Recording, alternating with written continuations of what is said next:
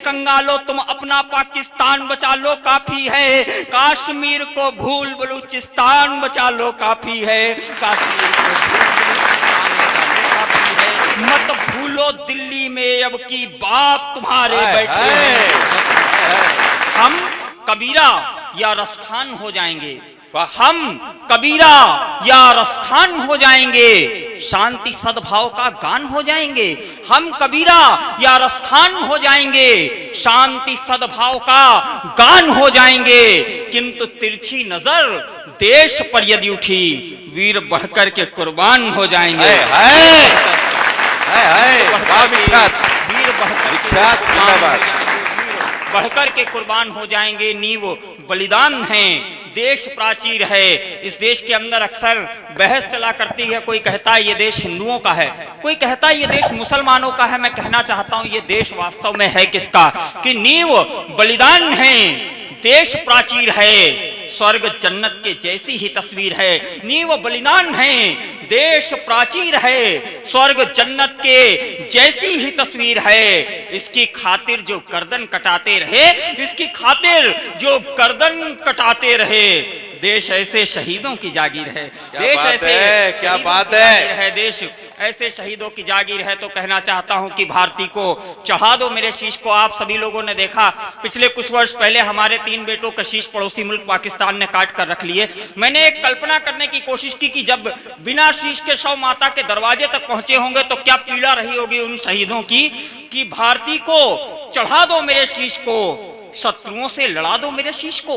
भारती को चढ़ा दो मेरे शीश को, शत्रुओं से लड़ा दो मेरे शीश को। जिसकी खातिर कटाए शहीदों ने सर, जिसकी खातिर कटाए शहीदों ने सर, वो तिरंगा उड़ा दो मेरे शीश को। हाय हाय, क्या पंक्ति है, क्या लाइन है भाई, क्या लाइन है।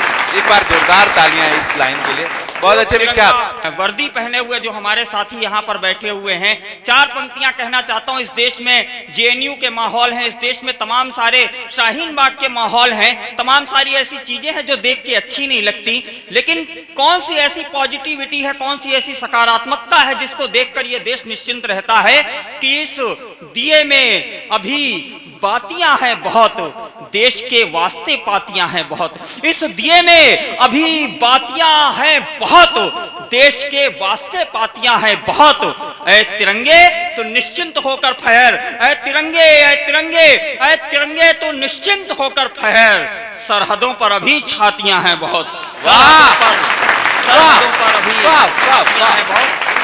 कि शंका या संदेह नहीं है मोदी जी की निष्ठा पर, शंका या संदेह नहीं है मोदी जी की निष्ठा पर, और कोई भी प्रश्न नहीं है उनकी मान प्रतिष्ठा पर, और कोई भी प्रश्न नहीं है उनकी मान प्रतिष्ठा पर। सुनो कवि को जनभावों को लिखना गाना पड़ता है, सुनो कवि को जनभावों को लिखना गाना पड़ता है, और समाज के लिए उसे दर्पण बन जाना पड़ता है, और समाज के लिए उसे दर्पण बन जाना पड़ता है। जिस नायक ने नोटबंद कर काले धन को रोका है, जिस नायक ने नोटबंद कर काले धन को रोका है, जिस नायक ने बुरहानों को चौराहों पर ठोका है, जिस नायक ने बुरहानों को चौराहों पर ठोका है।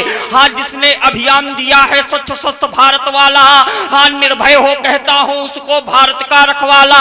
सर्जिकल करके तुमने ललकार दिखाया दुनिया को, 18 के बदले 38 मार दिखाया दुनिया को, 18 के बदले 38 मार दिखाया दुनिया को। अटल बिहारी जी का जो था काम अधूरा कर डाला, अटल बिहारी जी का जो था काम अधूरा कर डाला।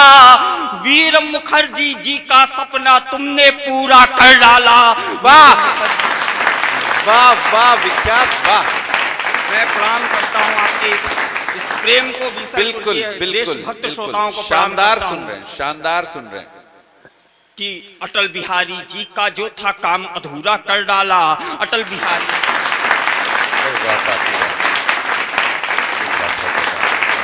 करने की कोशिश करता हूं, सुनिएगा। कि सर्जिकल करके तुमने ललकार दिखाया दुनिया को, सर्जिकल करके तुमने ललकार दिखाया दुनिया को, 18 के बदले 38 मार दिखाया दुनिया को। अटल बिहारी जी का जो था काम अधूरा कर डाला, वीर मुखर्जी जी का सपना तुमने पूरा कर डाला, वीर मुखर्जी जी का सपना तुमने पूरा कर डाला। जो बोला करके दिखलाया, सीख बता दी दुनिया को। और इस देश के अंदर 500 साल की गुलामी को तोड़ता हुआ एक निर्णय 2020 के अंदर आता है। अगर आपको लगे कि सबसे कम शब्दों में सबसे बड़ी प्रतिक्रिया, और मेरी प्रतिक्रिया मुझसे पहले आपके मोबाइलों तक पहुंच चुकी है, तो आशीर्वाद दीजिएगा, सुनिएगा। अटल बिहारी जी का जो था काम अधूरा कर डाला, वीर मुखर्जी जी का सपना तुमने पूरा कर डाला। जो बोला करके दिखलाया, सीख बता दी दुनिया को, जो बोला करके दिखलाया, सीख बता दी दुनिया को, जो बोला करके दिखलाया, सीख बता दी दुनिया को। रामलला के मंदिर की तारीख बता दी।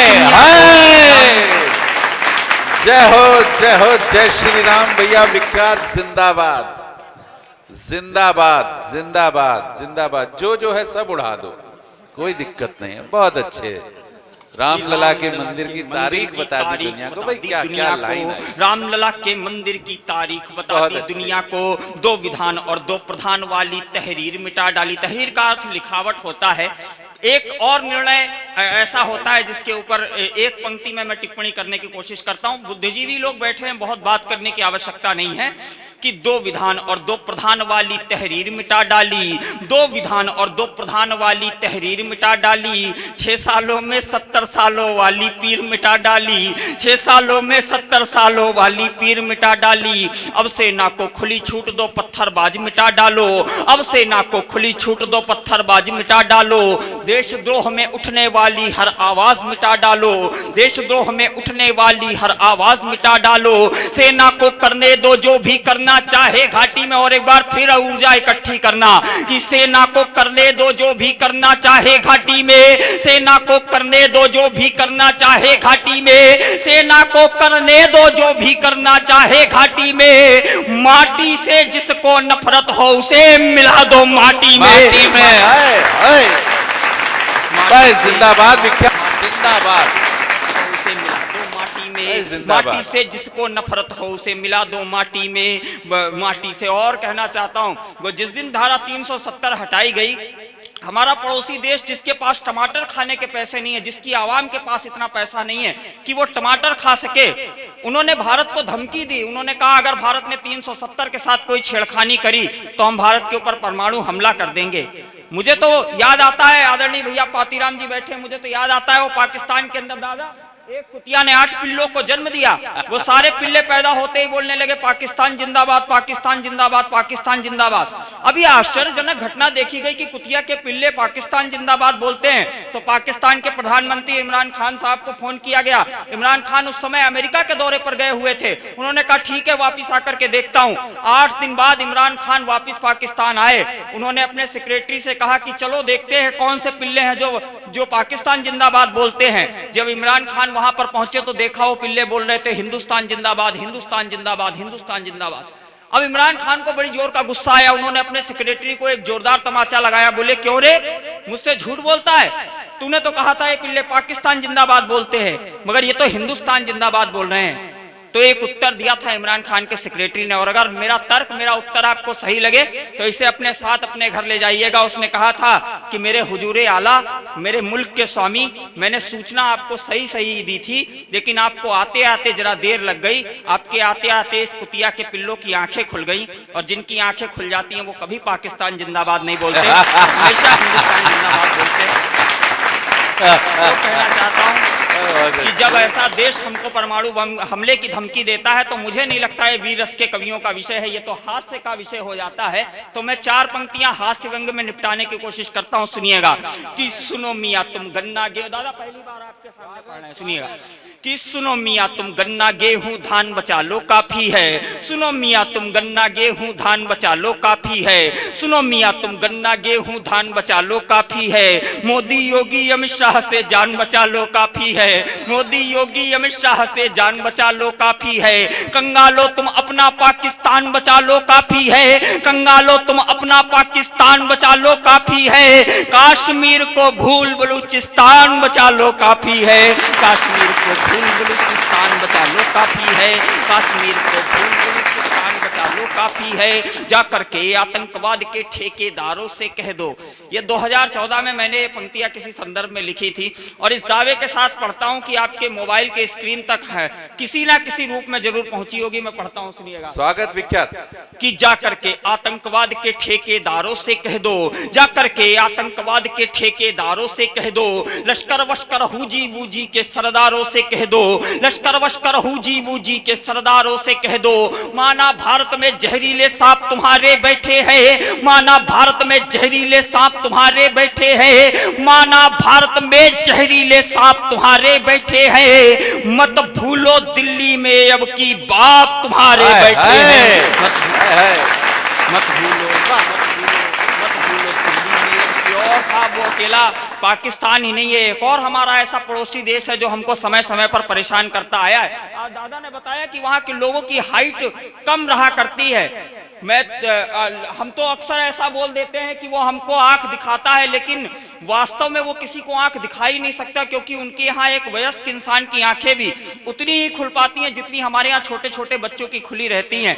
और ये दुनिया का एकमात्र ऐसा देश है जहाँ नामकरण का संस्कार करते वक्त एक सिक्का उछाल दिया जाता है और इस सिक्के से जो भी ध्वनि निकलती है वही बच्चे का नाम रख दिया जाता है। मैं ज्यादा डिटेल में न जाकर के कुछ पंक्तियों से जोड़ने की आपको कोशिश करता हूँ। वो हम 1962 में उनसे एक युद्ध हार गए थे, उन्हें उस बात का घमंड हो गया, लेकिन आज का भारत किस तरह का हो चुका है मैं एक चेतावनी भेजने की कोशिश करता हूं, सुनिएगा।